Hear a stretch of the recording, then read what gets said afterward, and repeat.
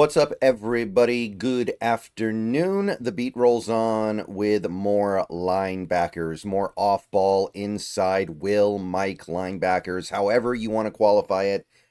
We got to take a look at more of these guys because, again, there is a very big need at the position right now. We are one signing away of Ernest Jones from not having any kind of a need there, of course. Not really anyway, but for the moment, we have to consider all possibilities. And the first video we did were the star linebackers, guys you would have to pay 10 million a year or more. Last video was more like the 7 to 10 million range. Now we're going to get more into that below 7 million range, but not too far below. It's the starters. These are guys that you would sign to start. You wouldn't expect great things, but you would expect pretty good things. You would expect them to be competent and capable and generally worth a more median amount of money. So there are 6 of these guys. We're going to do 3 in this video and do 3 in our next video. So stay tuned for that. But here are my first 3 guys that I would consider to be mid-level starters. They're good, but you wouldn't expect anything over the top from them at this point. First guy is Eric Kendricks. Eric Kendricks has had a very nice career. He's about to turn 33, but he's still playing pretty well. Former Pro Bowler, former All-Pro when he was with the Minnesota Vikings, but that was many years ago. Over the last couple of years, he's bounced around a little bit. He spent a year on the Chargers. He spent a year on the Cowboys. He didn't really miss a lot of time, so it's not like age is making him miss a lot of games, but he's not really considered to be that all-pro level player anymore exactly now, is he? He's still good, and I think he was one of the bright spots for the Dallas Cowboys in 2024, but you are definitely playing with fire here because of his age. It's not quite Bobby Wagner, but it's not far off of it, right? 33 at a linebacker position where you're taking contact constantly is no joke. So you definitely have to be careful here. Pro Football Focus, for whatever it's worth, thought he was really good last year for the Cowboys, 27th in the league of qualifying linebackers.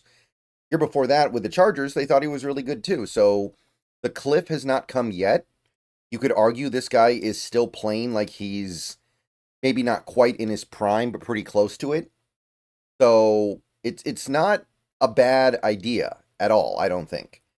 But it's again, it's not that different from the Bobby Wagner thing, except you've never had him before. So I don't really know about this one.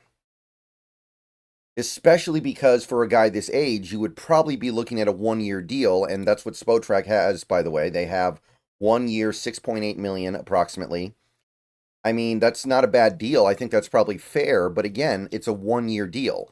And I understand you probably want to do a 1-year deal with him because he's old. You don't want to commit multi-year to an older player, but that leaves nowhere for the money to go unless you do void years, which I'm for that. I'm not against that, but you have to actually do it. And it's always easier if you have a second or third or fourth year to push money out into. We don't have that. So Eric Kendricks, still a good player, still a reasonable option, but to me, it's not that different than signing Bobby Wagner. He's a little bit younger, but you're kind of holding your breath a little bit, wondering if maybe this is the year he just becomes barely viable as an NFL player. Next guy, similar position. I think there's a little bit of a trend developing with the linebackers we're looking at in this section. We have Lavonte David, who basically is Bobby Wagner at this point. It's the same thing. 35 years old now, so ton of miles on him, ton of tackles in his career. He's had a good career, and he's still playing pretty well.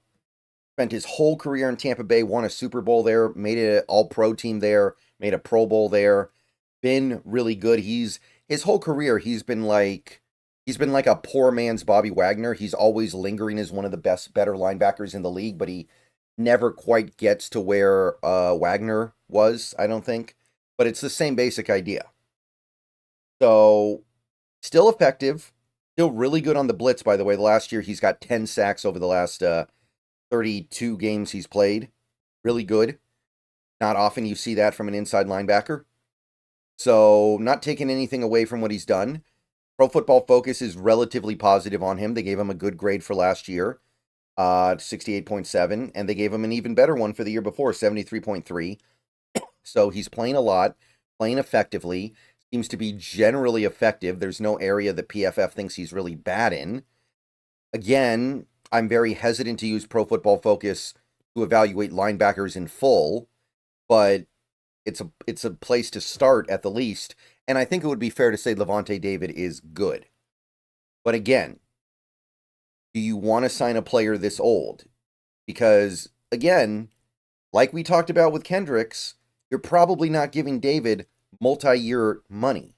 You want to give him a one-year deal, and that's what Spotrac does have. 1 year, $6.7 million, basically the same as Kendricks, basically the same as Wagner, and it's the same idea.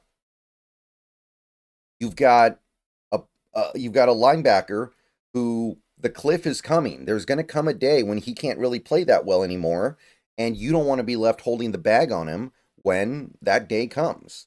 And for Lavonte David, who has had a really good career, who's done a lot of great things for Tampa Bay, and has continued to play well into his old age in a way that a lot of linebackers haven't, that doesn't mean it's not going to happen. This guy is going to be 36 before next year's Super Bowl. I just think you have to be a little bit careful here.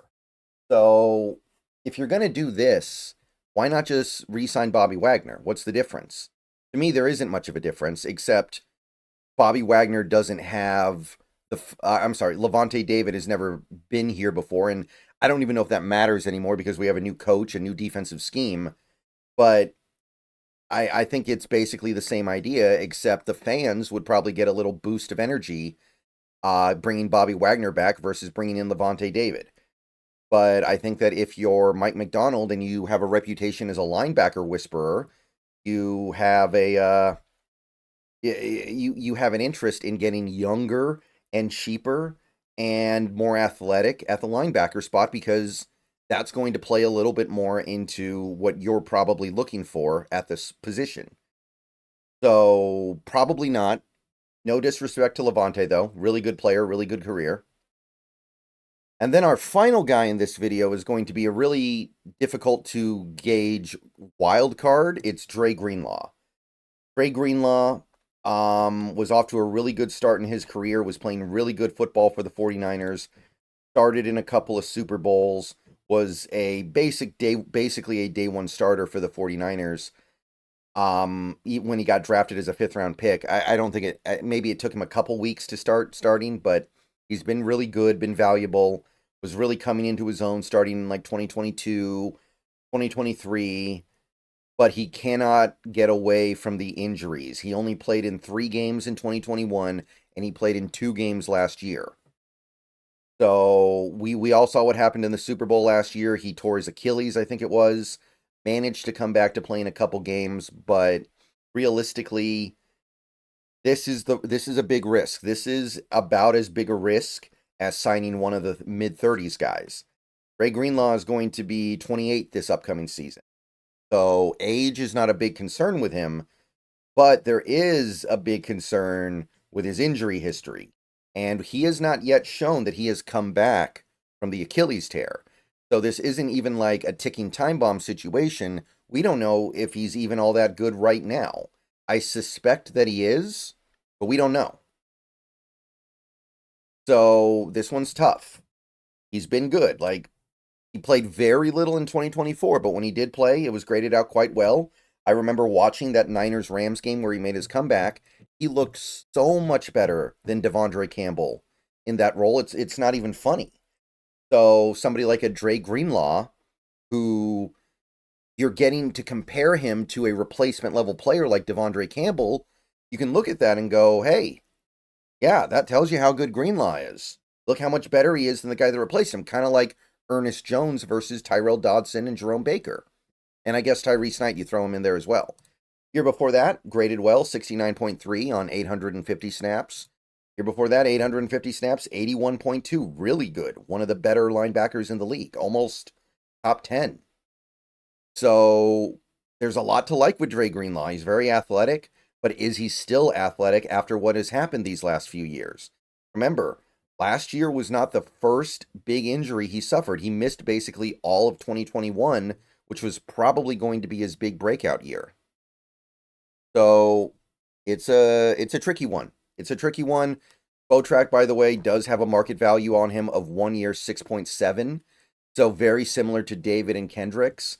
I admit that I probably like this a little better than David and Kendricks because he is younger. There is upside, and he probably would fit a little bit better into what McDonald wants to do with his linebackers if I had to guess.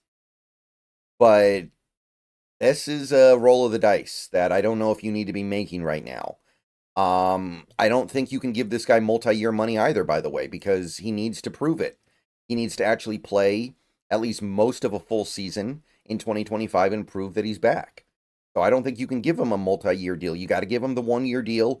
Maybe you go a 2 year deal with low guarantees, but you can't commit to him long term. So if you do get him and then he has an awesome year, you're just going to have to turn around and either let him go or pay him a ton of money. I don't know.